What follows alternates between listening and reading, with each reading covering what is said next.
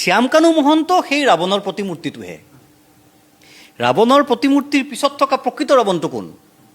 শ্যামকানু মহন্তই জুবিন গাৰ্গক হত্যা কৰিছে, কিবা প্ৰমাণ আছে?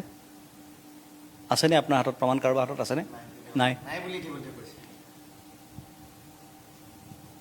বা সিদ্ধাৰ্থই হত্যা কৰিছে, কিবা প্ৰমাণ আছে? সন্দীপনে হত্যা কৰিছে, কিবা প্ৰমাণ আছে? কাৰো ওচৰতে এতিয়ালৈকে প্ৰমাণ নাই। তেওঁলোকক কিয় জেলত ভৰোৱা হৈছে?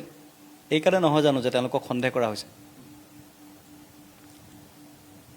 এনেকুৱাতো সন্দেহ কৰা বহুত মানুহক জেলত ভৰাই থোৱা হয়। এনেকৈ ৰাজপথত হাজাৰ হাজাৰ লাখ লাখ মানুহ ওলাই আহে নেকি? এনেকুৱা মানুহে প্ৰতিবাদ কৰে নেকি? নকৰে।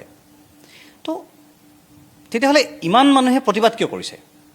কাৰো ওচৰততো সন্দীপনে হত্যা কৰাৰ, শ্যামকানুৱে হত্যা কৰাৰ বা সিদ্ধাৰ্থ হত্যা কৰাৰ প্ৰমাণ নাই। প্ৰমাণ নোহোৱাকৈ ইমান মানুহ ক্ষোভিত কিয় হৈছে? মন কৰিব, এই ক্ষোভটো শ্যামকানুৰ ওপৰত নহয়, ঠিক শ্যামকানুৰ ওপৰতে হয়, কিন্তু অকল শ্যামকানুৰ ওপৰত নহয়। শ্যামকানু অকল মুখখনহে, শ্যামকানুৰ পিছত এখন বেলেগ মুখ আছে, সেই মুখখনৰ ওপৰতহে খংটো কিন্তু মানুহৰ।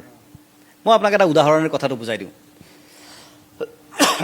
ৰাৱণ দাহ যে কৰে নৱৰাত্ৰিত, ৰাৱণৰ মূৰ্তিটোক মানুহে কাঁড় মাৰে, সেইটো জ্বলাই পুৰে, মাৰে, অত্যাচাৰ কৰে, শেষ কৰি পেলায়। সেইটো সমস্ত ক্ষোভ সেই ৰাৱণৰ প্ৰতিমূৰ্তিটোৰ ওপৰত মানুহে উজাৰি দিয়ে।